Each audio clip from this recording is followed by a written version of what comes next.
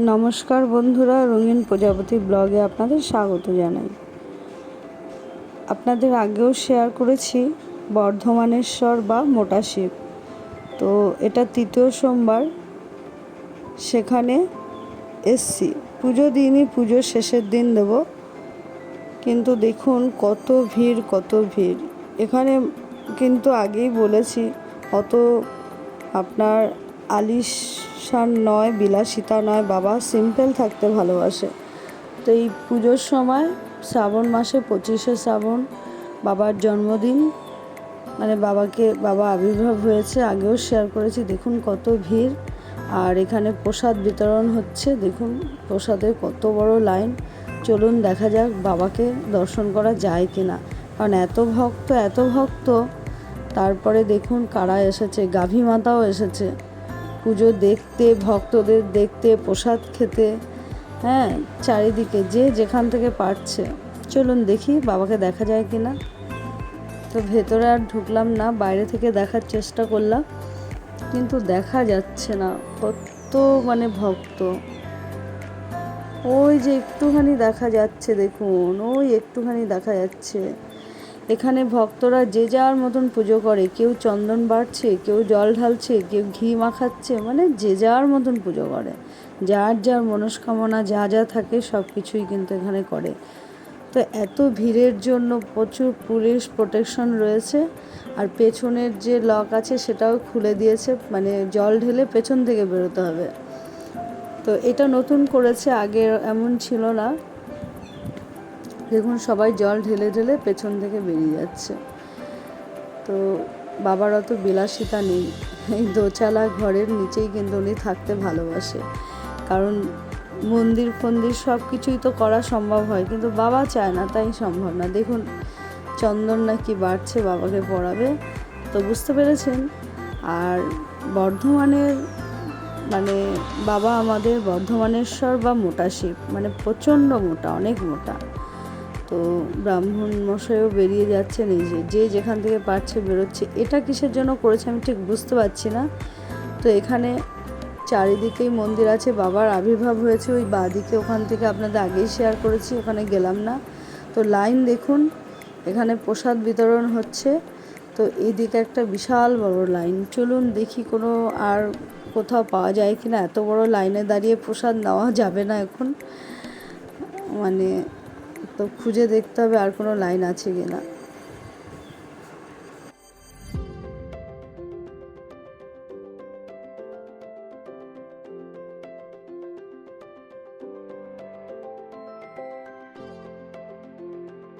এখানে এসে আমি একটু জিজ্ঞেস করে নিলাম, বললো হ্যাঁ এটা ভোগের লাইন। ওই দিক থেকে লাইন দেওয়া হয়েছে, আমাকে দেখিয়ে দিল পুরো বড় লাইন। আর ভেতরে সব রান্না হচ্ছে। আচ্ছা, আওয়াজ কমিয়ে রাখতে হলো, কারণ গান চলছে, কপিরাইট হয়ে যাবে। দেখেছেন কত বড় লাইন, জিজ্ঞাসা করে নিলাম, কিন্তু বড় লাইন। তো এখানটায় ভোগ দিচ্ছে, ওই দিক থেকে ঘুরে এসে এখানে ভোগ বিতরণ হচ্ছে। আর চারিদিকে গাভী মাতারাও এসেছে প্রসাদ খাওয়ার জন্য। যে যার ইচ্ছে তাই করছে। আর মেলা বসেছে ওই পাশটায়, পুরো মেলা বসেছে পেছনে। দেখুন দোকানপাট দেখা যাচ্ছে।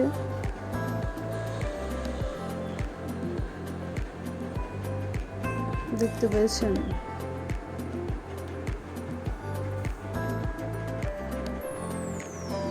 এই যে একটা প্রসাদের লাইন আছে, দেখি এই লাইনটা ছোট, অনেকটা ছোট লাইন। যাক ভালো, এই লাইনটায় দাঁড়িয়ে পড়ি, তাহলে প্রসাদ নেব।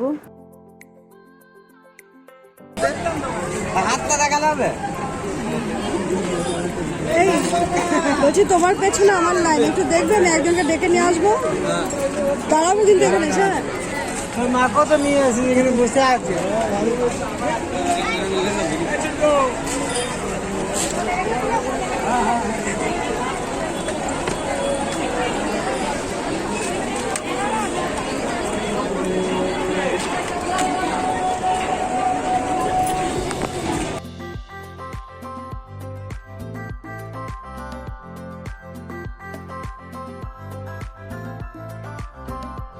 যেতে যেতে একজনের সাথে দেখা হয়ে গেল।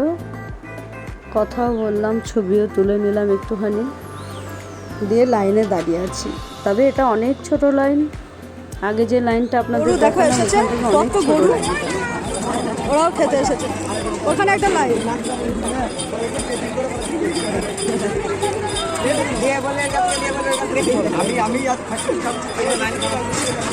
এ বাবা, ওই দিক থেকেও কি আসছে নাকি লোক? হ্যাঁ, দুদিক থেকেই। তাই তো দেখছি দাঁড়িয়ে আছে। এই লাইনটা ঠিক আছে তো? দেখে আসো এবার সামনে গেলে যে দিচ্ছে নাকি। আচ্ছা আচ্ছা, তাহলে ঠিক আছে।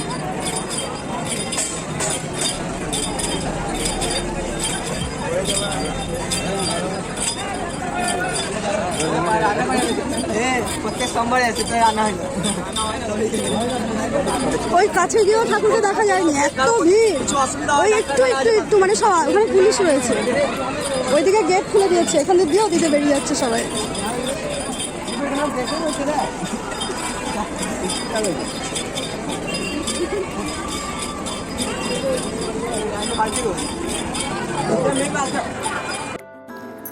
লাইন দিয়ে ভোগ খাওয়ার মজাই আলাদা। সে যাই হোক, বাড়িতে আমরা অনেক কিছু খাই, কিন্তু কোনো মন্দিরে গিয়ে যদি ভোগ পাওয়া যায় সেটা কিন্তু মজাই আলাদা হয়, সেটা নিতেই হবে। মানে প্রসাদের প্রতি একটা আকর্ষণ সবারই থাকে। তো তাই আমরাও দাঁড়িয়ে পড়লাম প্রসাদের জন্য, প্রসাদ নিয়েই তারপরে ঘরে যাব।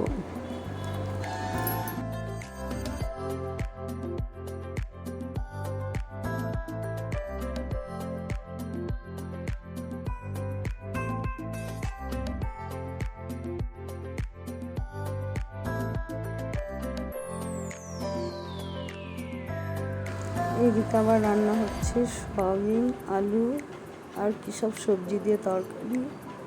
আর ওইদিকে প্রসাদ বিতরণ হচ্ছে। লাইনে না দাঁড়ালে পাতা দেবে না, বাইরে থেকে এলেও কিন্তু দেবে না। দেখি চলুন কি দেয়। সবার পাতে তো দেখছি পোলাও, যাই হোক প্রসাদ, পোলাও হোক, রাইস হোক, যাই হোক।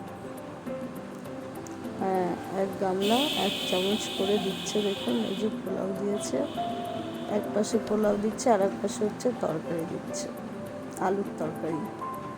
আর তার সামনে আছে আপনার শরবত, সবুজ সবুজ পুদিনার শরবত। তো পুদিনার শরবতও নিয়ে নিলাম। কত সুন্দর বলুন তো। তো এখানে অনেকের মনস্কামনা পূরণ হলে এইভাবে প্রসাদ বিতরণ করে বাবার নামে, সবাই পায়। এটাও একটা পরিবার, দেখে বুঝতেই পারছেন, ছেলে মেয়ে বউ সবাই মিলে কিন্তু কাজ করছে। আর ওপাশেও একটা পরিবার, কিন্তু তারাও সেই কাজটা করছে। তো আপনারাও চাইলে করতে পারেন। আমারও ইচ্ছা আছে একবার এরকম করবো, দেখি বাবা কবে করায়। তো আশা করি ভিডিওটি আপনাদের ভালো লেগেছে। তো জয় বাবা বর্ধমানেশ্বর বলে এখানে ব্লগটি শেষ করলাম। দেখা হবে আবার একটি নতুন ব্লগে। সবাই খুব ভালো থাকবেন, সুস্থ থাকবেন। আর ভিডিওটি ভালো লাগলে অবশ্যই লাইক কমেন্ট শেয়ার করবেন। নতুন বন্ধুরা সাবস্ক্রাইব করে নেবেন। সবাই খুব ভালো থাকবেন।